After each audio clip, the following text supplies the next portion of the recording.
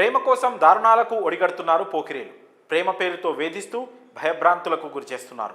ప్రేమ పేరుతో జరుగుతున్న మోసాలు ఎక్కువైపోయాయి. ప్రేమ పేరుతో లోబర్చుకొని వేధింపులకు గురిచేస్తున్నారు. సన్నిహితంగా ఉన్నప్పుడు తీసుకున్న ఫోటోలు వీడియోలతో బ్లాక్మెయిల్ చేస్తున్నారు. ప్రేమించాలని వెంటపడుతూ దారులకు తెగబడుతున్నారు.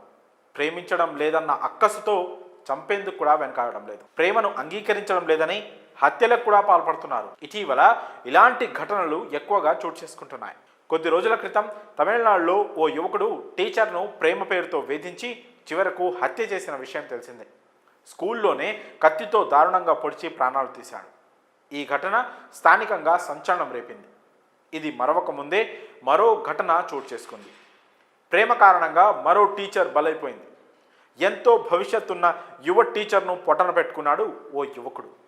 ఈ దారుణ ఘటన ఆంధ్రప్రదేశ్లోని విశాఖపట్నంలో చోటు చేసుకుంది. పూర్తి వివరాల్లోకి వెళ్తే, భీమిలికి చెందిన కాగితాల రాశి అనే యువతి డిగ్రీ చదువుతోంది. ప్రస్తుతం ప్రభుత్వ పాఠశాలలో విద్యా వాలంటీర్గా విధులు నిర్వహిస్తోంది.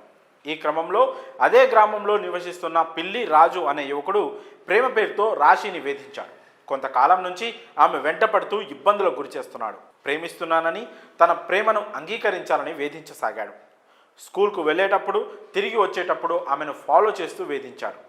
రోజు రోజుకు అతని ఆగడాలు ఎక్కువైపోయాయి. తనకు ఇష్టం లేదని ఎంత వెంటపడొద్దని చెప్పినా అతడు వినిపించుకోలేదు. పిల్లి రాజు వేధింపులతో కాగితాల రాశి విసుగు చెందింది. భరించలేని స్థితికి చేరిపోయింది. ఈ నేపథ్యంలోనే షాకింగ్ నిర్ణయం తీసుకుంది. ఆ యువతి పురుగుల మందు తాగింది. ఇది గమనించిన కుటుంబ సభ్యులు ఆమెను వెంటనే దగ్గరలోని ఆసుపత్రికి తరలించారు. అక్కడ చికిత్స పొందుతూ ఆరోగ్యం విషమించడంతో రాశి మృతి చెందింది. రాశి మరణించడంతో కుటుంబంలో విషాద ఛాయలు అలుముకున్నాయి. తల్లిదండ్రులు కన్నీరు మున్నీరుగా విలపిస్తున్నారు. తమ కూతురి చావుకు కారణమైన ఆ యువకుడిపై పోలీస్ స్టేషన్లో ఫిర్యాదు చేశారు. దీంతో కేసు నమోదు చేసిన పోలీసులు అతన్ని అరెస్ట్ చేశారు. మరి ప్రేమకు ఒప్పుకోలేదని వేధింపులకు గురిచేసి ఆమె మృతికి కారణమైన యువకుడిపై మీ అభిప్రాయాలను కామెంట్స్ రూపంలో తెలియజేయండి.